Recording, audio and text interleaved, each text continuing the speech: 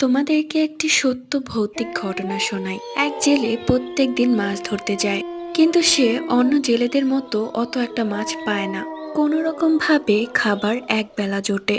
বউ বাচ্চাকে নিয়ে সে খুবই অভাবে সংসার কাটাচ্ছে। লোকমুখে শোনা যায় পশ্চিম পাড়ের সেই পুকুরটাতে নাকি অনেক বড় বড় মাছ আছে, কিন্তু সেখানটা মোটেও ভালো না। লোকমুখে শোনা যায় সেখানে নাকি ভূতের পরিবার বাস করে, তাই কেউ জানের মায়া করে সেখানটায় আর যায় না।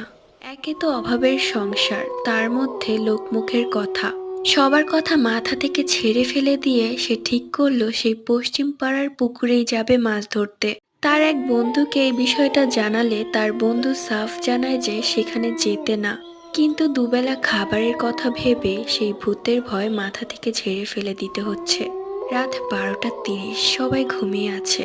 সে বসে নিয়ে রওনা দিল সেই পুকুরে। পরবর্তী